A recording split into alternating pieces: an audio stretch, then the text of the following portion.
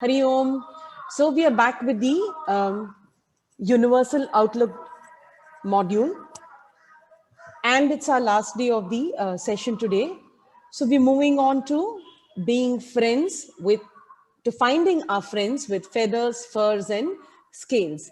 As the name suggests, clearly this has to do with befriending creatures from across the world. Class 7, lesson 6. Gayathri, so What? sorry. So sorry. Is the background noise from your place? Yes, It's from my, chanting. yes, Oh, there's a street vendor. okay, fine. Some chanting, I thought. Okay, fine. He's chanting for himself. No problem. Thank you. Yeah. Okay. So the objectives are to learn about the different species of animals from across the world and to develop appreciation for life in every species.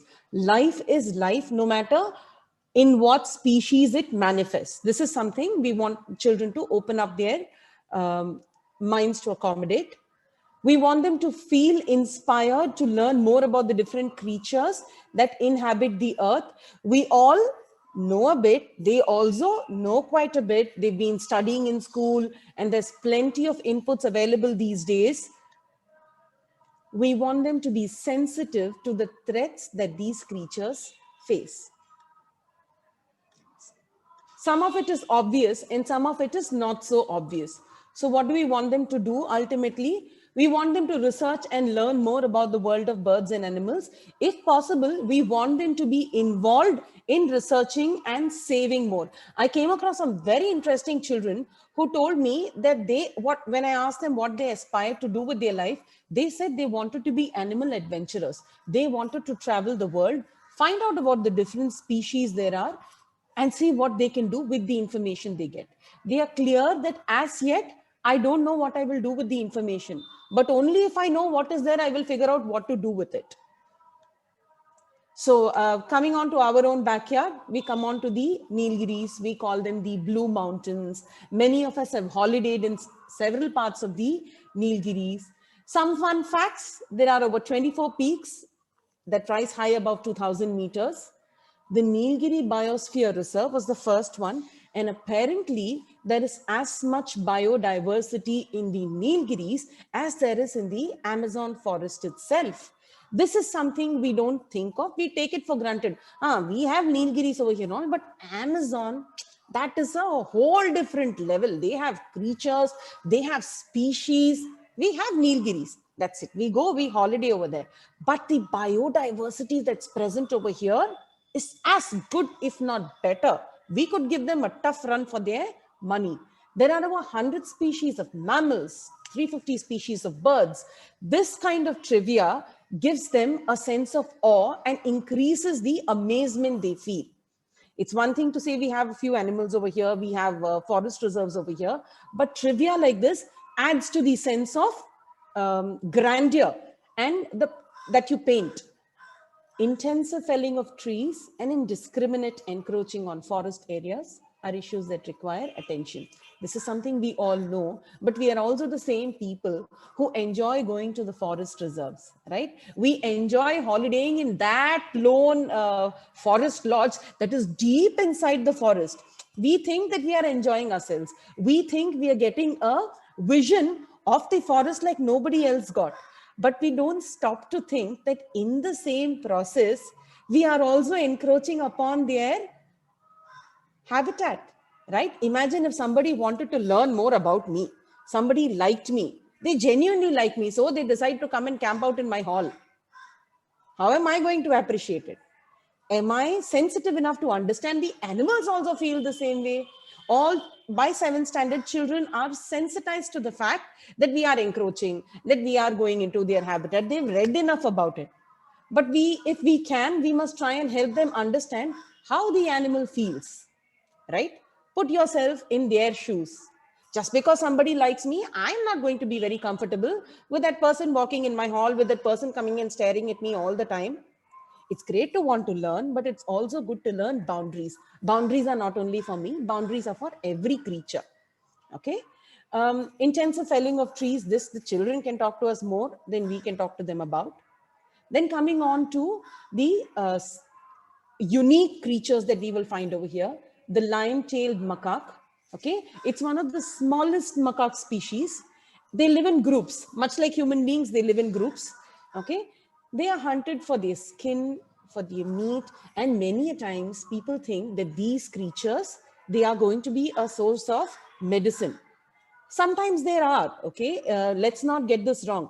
Ayurveda provides for use of animals, but let's also not get this wrong, that not everybody who hunts them down is doing it for Ayurveda or knows what they're going to do with it, right? There are medicines that are made that use the flesh of mongoose. There are medicines that are made that use the hair of the elephant. There are medicines that are made with all of this that is so potent that a drop of it could apparently end up giving you hair in your palm. Forget elsewhere, your palm, you could be sprouting hair from there. But do these people who poach know what they are poaching for? Are they aware of the science? Have they studied it? That's highly questionable, right? The Nilgiri Thar, okay? The Nilgiri Thar, it's a kind of deer, if I may say so. No, I think the Nilgiri Thar is the cow. Okay, the male changes color as they age. Their horns reveal their age. Okay, and their closest living relation is the sheep. And then we have the bison. Have you seen the bison? A friend of mine once described it as a buffalo with socks, and that is how you identify the bison. Their legs alone are white in color. The rest of them, it's huge.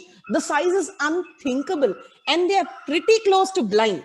So if a bison is trying to attack, it's because it's frightened and not because it's aggressive or because it has a point to prove.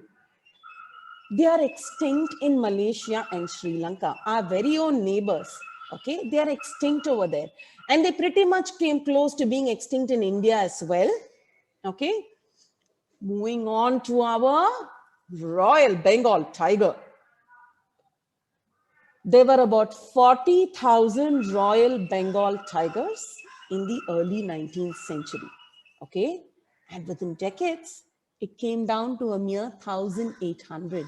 Can you see how the size dwindled, how their population dwindled from 40,000 to 1,800? Look at us human beings. Let's consider our own population from the start of the 19th century to where we are now.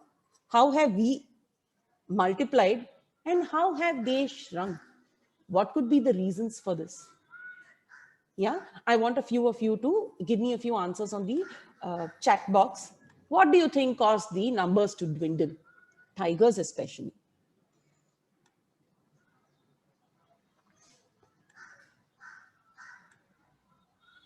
Can you put it on chat? Why do you think the number of tigers dwindled? Hunting for their claws, yes. What else? Deforestation. Hunting for what? For their skin.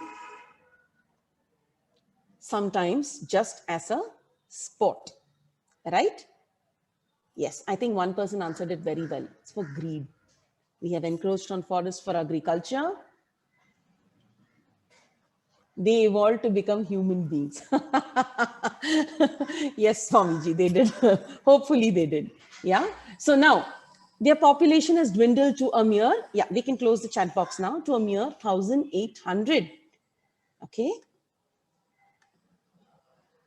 And that's where we started with the Project Tiger. The genesis of the Project Tiger is from way back in the 1970s. Okay. But then when there was a tiger census in 2006 that showed only 1,411 tigers remained in India, that was a wake-up call, okay, for all of us to do something, to not only sit in our places and feel sad and say, oh, we should not poach, but it encouraged all of us to move on and do something. And it worked.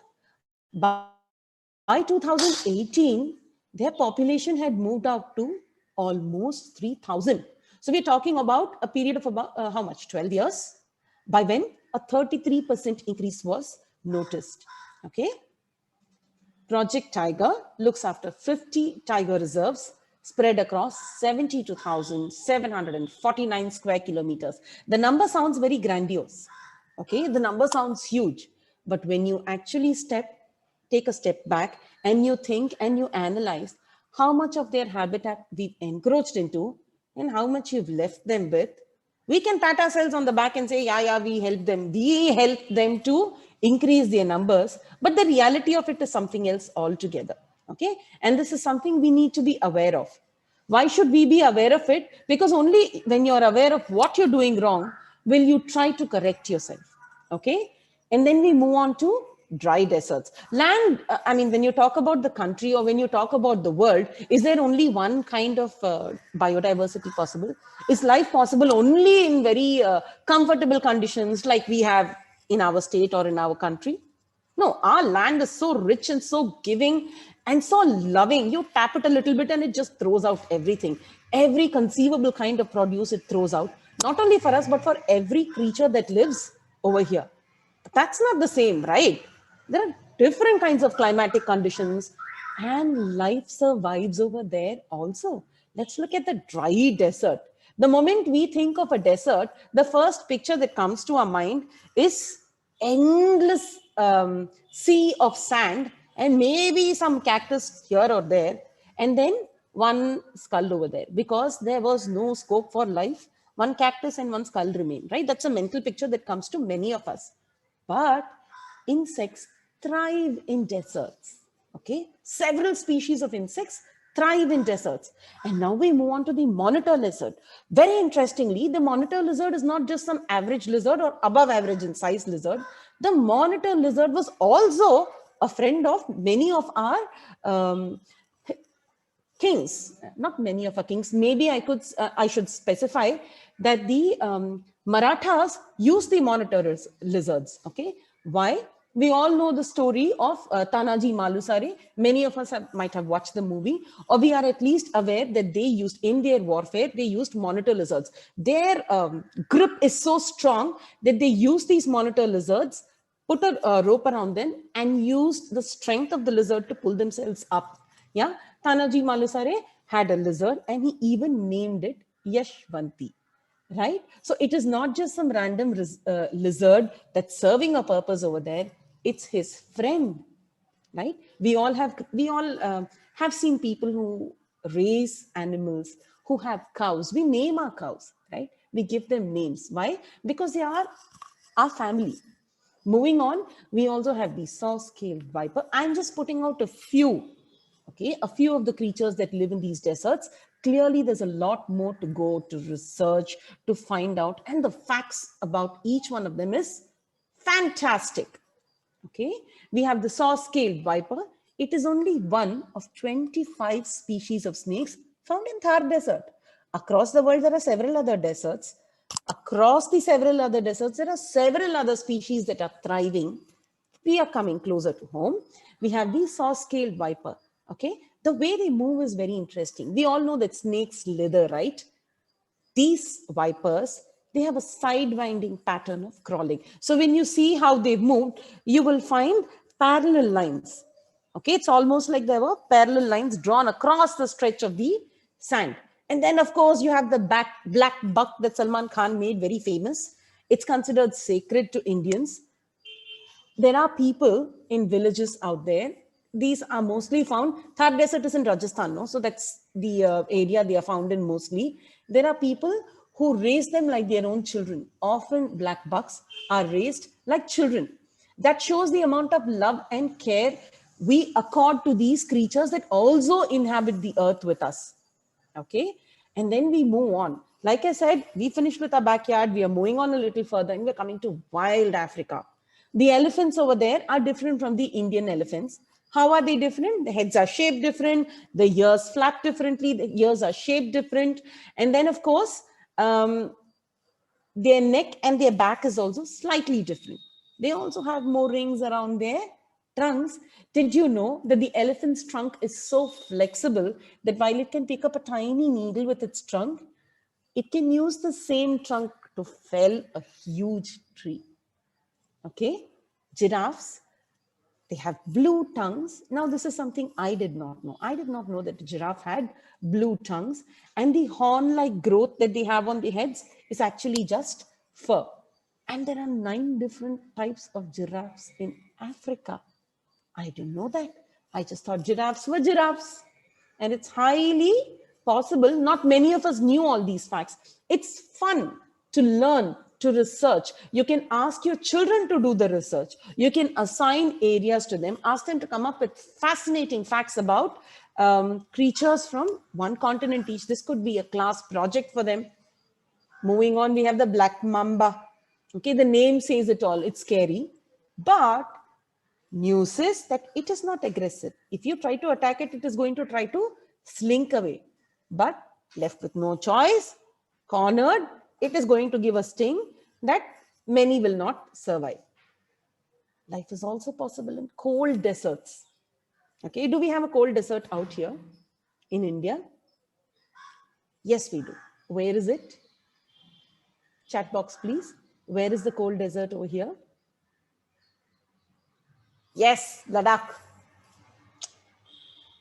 Ladakh. You're right. It's in Ladakh. Okay.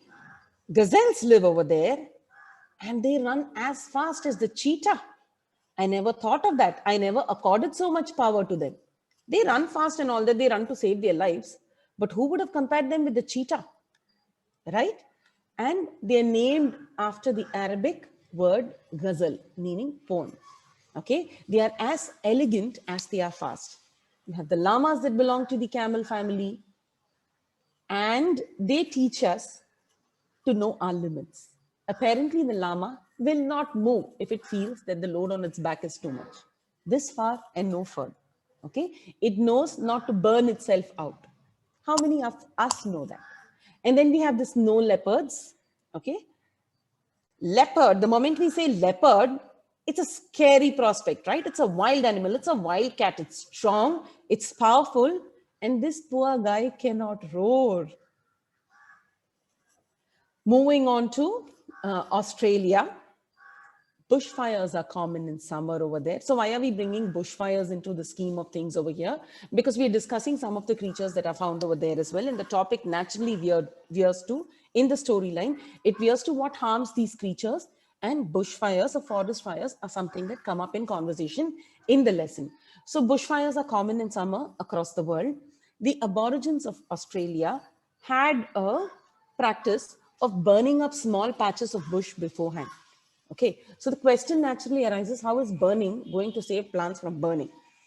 The answer to that is, how does a bushfire spread? Let's see a small video and that will put things in perspective for us.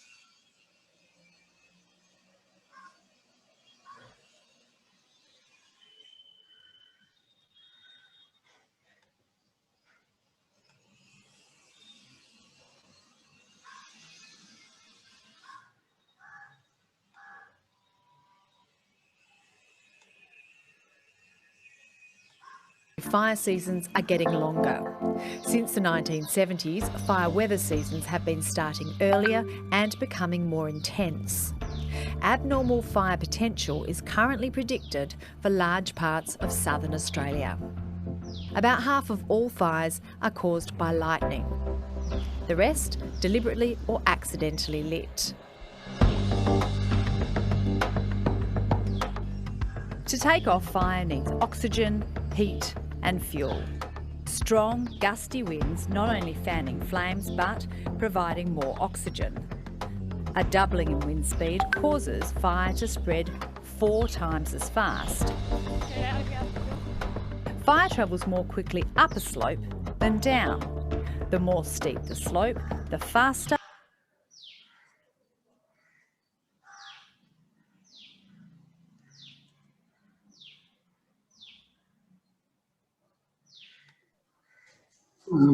The video is not visible to anybody?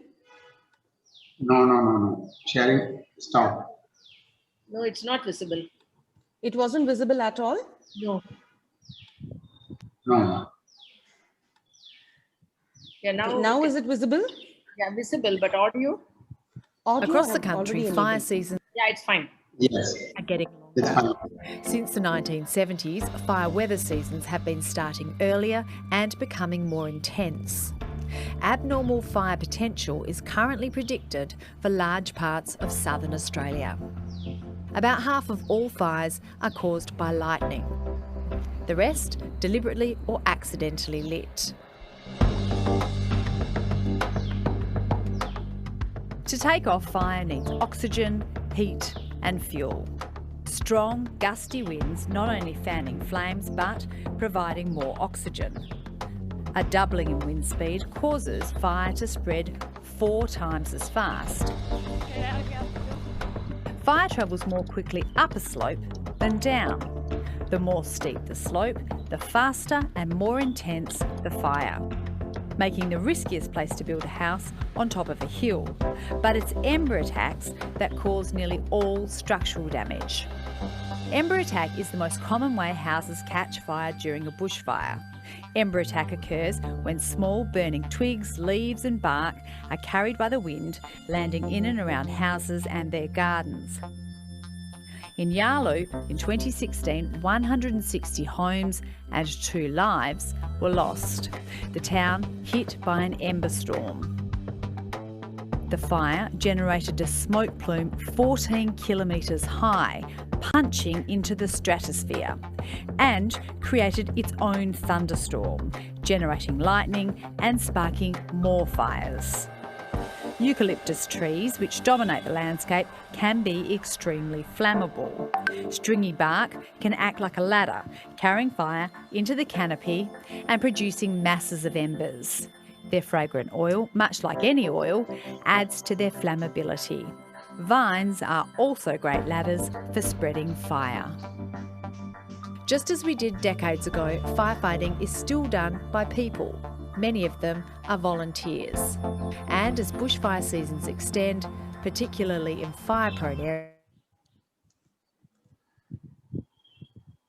Okay, so like we saw,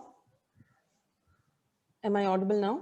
Yes, yes, you're audible. Okay, so like we saw, what causes the bushfires? What causes this to start? Nature. Okay, sometimes human involvement is over there, but usually it comes from lightning, it comes from thunderstorms, just the heat. Okay, so the Aborigines had it figured out that if they could cut out patches of or burn down patches of wood before the season started, before the lightning took over, then the continuity is cut. So all of it doesn't go up in flames. The entire forest doesn't go up in flames. So this is something we can learn from. We learn to go back to our roots. We learn to learn from the lessons of the past. Okay. And we learn to think ahead and protect. The earth is so precious to us. Every living creature is so precious to us. So what are we doing to think? Are we thinking ahead on how we can protect them? Moving on to the next lesson, a shared life. Okay, so for this lesson, in this lesson, we talk about different belief systems. Okay, we want the children to feel and have respect for one's own family and one's own family traditions, which is something we kind of take for granted these days. We tend to believe that many of these family traditions are not relevant anymore. We think we've moved past them. We think we've moved past them. How are we to transmit this to the children, right? In life. So what should we do? We should be open to all beliefs consciously. So you know, you understand what's happening, and then you respect all beliefs. So the storyline is that Dhanya goes to her native village. The purpose of her visit is to offer gratitude to the family deity for all the day-to-day blessings that they have. How many of us know our family deities? You can ask the children the same question. How many of you know your family deities? It's possible that some of them will know and some of them will not know. Okay. And then ask them how many of them know their native village or town. Okay. Family deities are our connect with the past. This is something we need to establish. This is something, while it's true that there is one God who has many forms, your family deity, or going back to worship your family deity and keeping that connect in place, is your work of gratitude. Okay. To put things in perspective, for me, to be here as I am, it took 2 parents, 4 grandparents, 8 great grandparents, 16 great great grandparents, and 32 great great great grandparents. Moving up 10 generations, okay, there were 4,096 people involved in my creation in the last 400 years alone. Does that tell you how many people we owe our very presence to? Does that tell you how many people you need to be grateful to? And how do you express your gratitude to these people? Okay. As a civilization, we have the habit of honoring our ancestors. We all do our pujas, we all offer our tarpanams, Mahalaya Amavasya is there. Parents, teachers, please do not annotate. Okay. Okay. So as a culture, we've respected all that the past has brought to us. That's how far our belief systems go. And we should respect, not only should we respect them, we also owe it to them to take it further, right? So much thought has gone into every aspect of our civilization and the way it's been handed over to us. Is it not our responsibility and our bounden duty to take it forward from here? So we are a product of the decisions of several generations. Where we stand today is because of decisions people across generations took. Sometimes they were coerced into taking decisions. Sometimes they were threatened into taking decisions. Okay. And sometimes they stood strong for the values that they believed in. We owe them our gratitude and respect. And we are the link that connects the past and the present. Okay, and the future. Can you imagine? You are that link that connects the past and the future. What a role you have. If we trace our ancestry, we will find that we have many people in common also, right? All of us share the same culture. All of us share the same belief systems. We will have several ancestors in common. And with great power comes great responsibility, like Spider-Man said. So how are you going to handle your responsibility? By carrying forward what we brought from the past. Okay, let's see what it was like across the world. The Mesopotamian civilization worshipped the elements. Is there any other civilization that does that? Do we do that? Does our civilization do that? Of course we do. We worship the elements. The Shinto, okay, that the Japanese believed in, says that everything and everyone is connected. Anywhere else you've come across this? Our own civilization, of course. Okay, they have temples and they have temples at home, shrines at home. Anybody else who does that? Of course we do that, right? And we are not alone in doing this. Every household across several civilizations has that sacred space assigned in their own homes for prayer, for the connect with the higher being. Taoism, which originated in China, says that Tao is the life force that flows through all life. What about us? Do we believe in something very similar? Yes, we do. We believe that the life force that flows through all of us, the consciousness that exists in all of us, that enlivens all of us, is one and the same, right? Egyptian civilization. Now, this children will have so much to tell you about. We've seen the pyramids, they are very visible. We know certain aspects of their civilization. We also know that they also believed in life after death. How many civilizations believe in life after death? You'd be surprised to know several believe in life after death. We are not the only ones. We have a very well established system. They have a very well established system as well. You know that the pyramids were meant for people to take, for the kings and for the pharaohs to take things and beings with them into the afterworld. So the afterworld is a thought they had in common, right? We also have faith in life after it ends as we see it today. The Aborigines of Australia also believed in life after death. Yeah, they also have their own way of offering their prayers to the departed.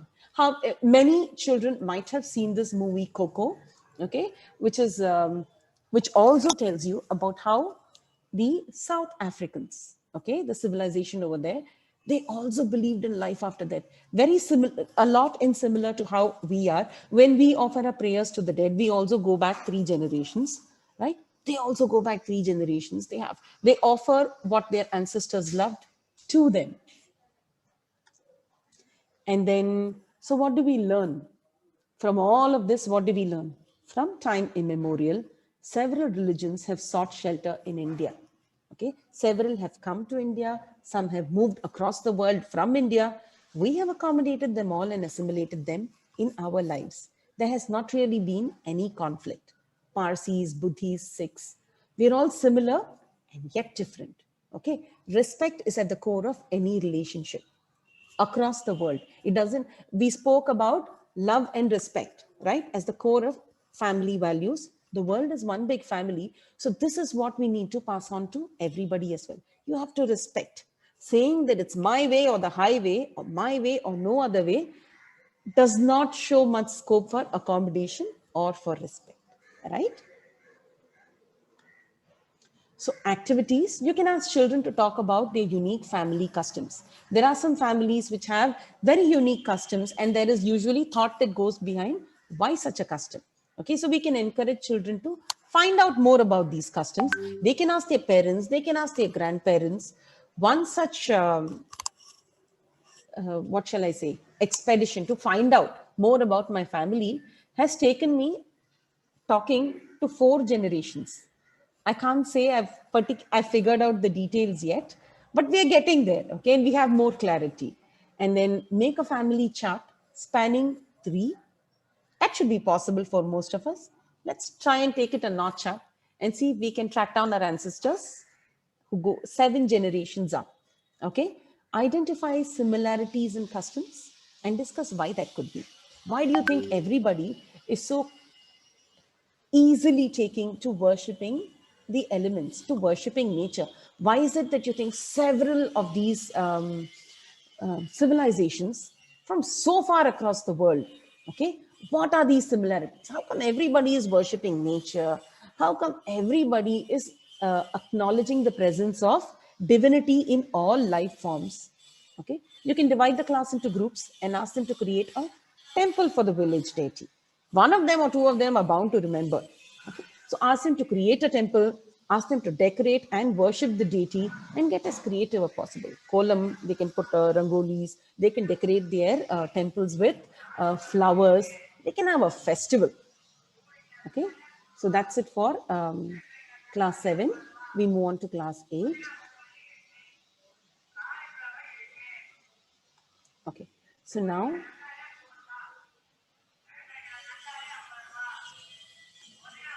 Kumari does a deep dive. The word Kumari in Tamil means a bubble. Okay, so the storyline is that there is a bubble that starts at the very ocean bed. Okay, and that tiny bubble is traveling up. And as it travels up, it comes across so many different species of marine life.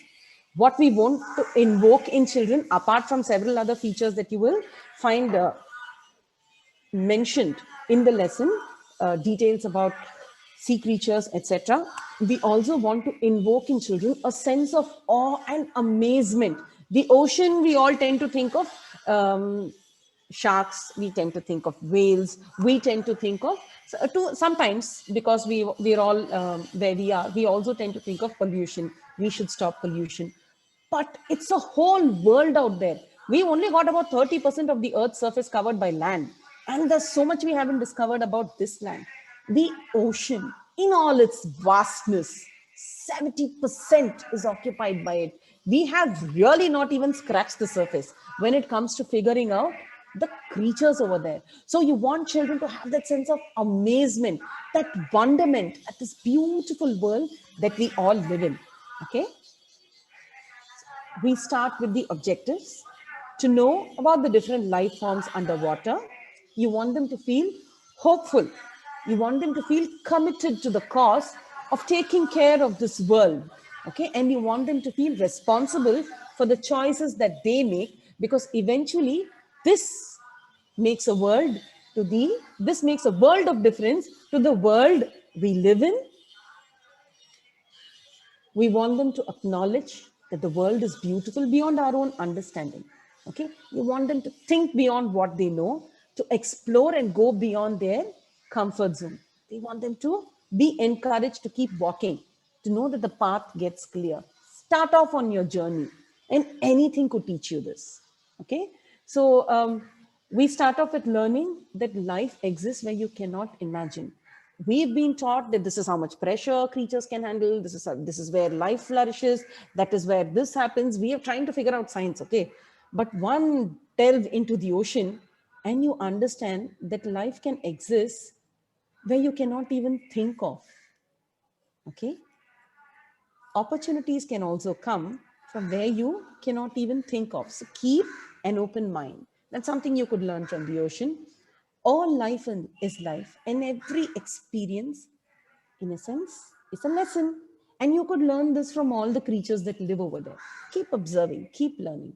Appearances are deceptive. This is something that comes up in the lesson as well. Some of the creatures look very deceptive. There is one creature that comes with a light bulb shining, okay, to attract the other sea creatures, and then it just gobbles it all up. And then eventually we are all one. We're all made of the same elements. We merge into the same elements. Okay. So let's not carry, let our head not swell beyond what our shoulders can handle. Yeah. So we are the world. As you sow, so you reap. I want to share a small video with you over here.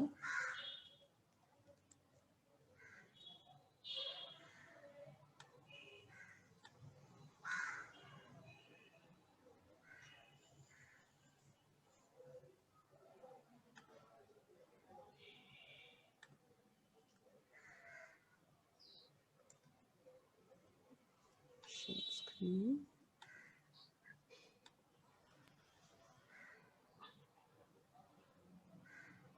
Their looks, Is this but working? not always in a good way. Yes. Here's a list Okay. of the 5 bizarre-looking creatures of the sea.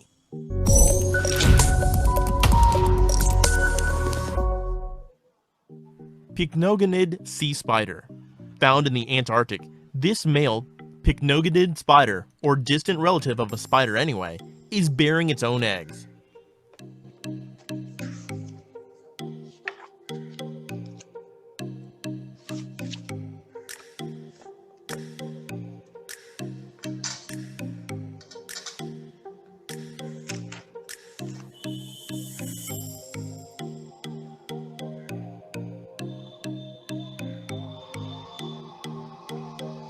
The Dumbo octopus. This Grimpoteuthis octopus, found over the mid-Atlantic ridge, is affectionately called Dumbo because of the way it flaps its ear-like fins to swim.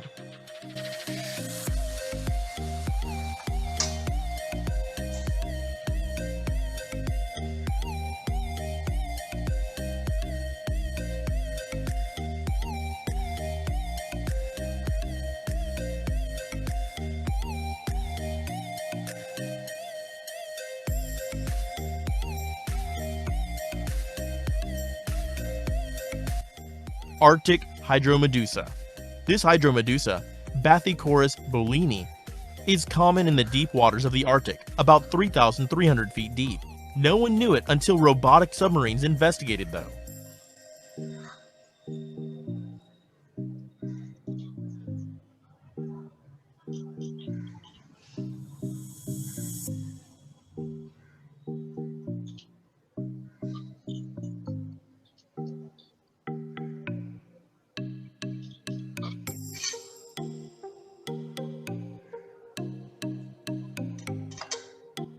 Golden lace nudibranch. Something like a snail without a shell, nudibranch mollusks are known for their bright colors. This golden lace nudibranch, Halgerda teramtunsis, was collected in the waters of the northwestern Hawaiian Islands.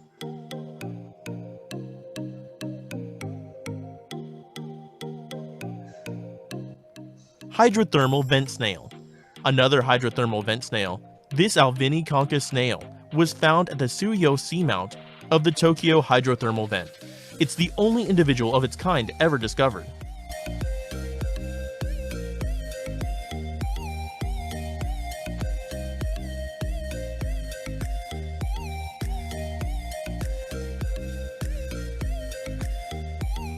Thank you for watching. If you like this video, please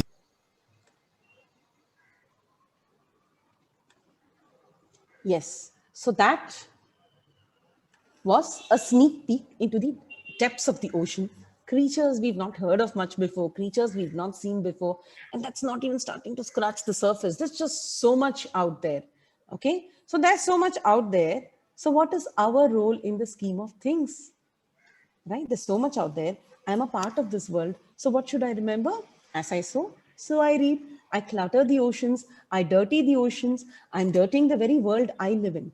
It's my family, right? I don't like to keep my house dirty.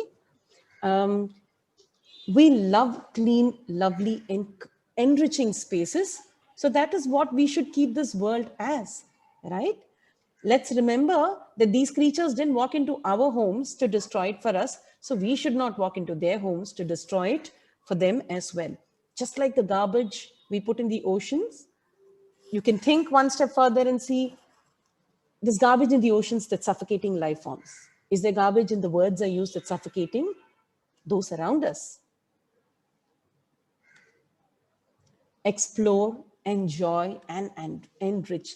Explore the world. It's a beautiful place. Encourage the children to walk the different path. Ask them to make their choices. They don't all have to follow the beaten path. Explore, figure out. It's a lovely world out there. Enjoy responsibly. That is something we owe to ourselves and to the creatures that live in the world with us. Enrich the world around us by giving back what you can. Okay, we're all capable of doing it in our own way. Tiny drops can make the mighty ocean. So learn about what harms the ocean so you can protect the ocean. Plastic contamination, this is something we all know. Straws that go into the sea, plastic bags that go in over there, they tend to choke life. Oil leaks, shift to green energy. These are things the children will tell us. Forget us teaching the children all this. These are all things that the children will tell us. What are the ways in which you can help? So what are current issues? We are all a part of this world, and sometimes the whole picture is not visible to us, right? We think that we are doing something right. We think that our choices are fine because they've made our life easy. But the whole picture is not visible to us. We are not seeing ourselves as a part of the entire, of all creation, right? So make responsible choices. Observe, ask, learn. When something new comes up, try and ask, how useful is this, not only to me, but to everybody around me? Charting the course. Be the change you want to see. You want to you want the world to be different. You want the oceans cleaned up. You want the world to be spanking new all over again. It starts with you. Go on collection drives. You try and see, clean up one small portion of the ocean if you can. Clean up the beach as you go over there. Go carry one extra bag with you when you go to the beach. Pick up all that you can see, and to that extent, you've cleaned up the garbage. Okay, and encourage everybody to do the same. Values are not taught, they are taught. So if we are going to talk all this, and then finally when we go to the beach or when we go on an excursion, we carry that plastic bottle, or we tell them, don't worry, it's available over there, you don't have to carry much load, don't carry load and come. And that is what children are going to learn. The ocean is there is a problem with the ocean, plastic is an issue, but I don't have to solve it. What is this one plastic bottle that I buy from there going to do? Don't do that. Children watch us and they learn from us. That plastic spoon, that plastic tub that we don't think twice about. Think about it. If possible, go to the grocers who lives down your street and ask for groceries to be packaged in paper. That is how it came to us when we were younger, right? These are all small things that we can do that they will actually observe. So adopt healthy alternatives that we speak about. All these changes that we want to make, that we want others to adopt, it has to begin with us first.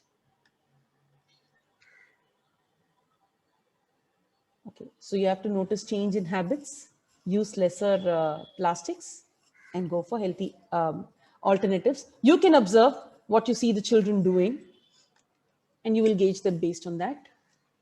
Thank you and Hari Om. It's 11:45 on the dot.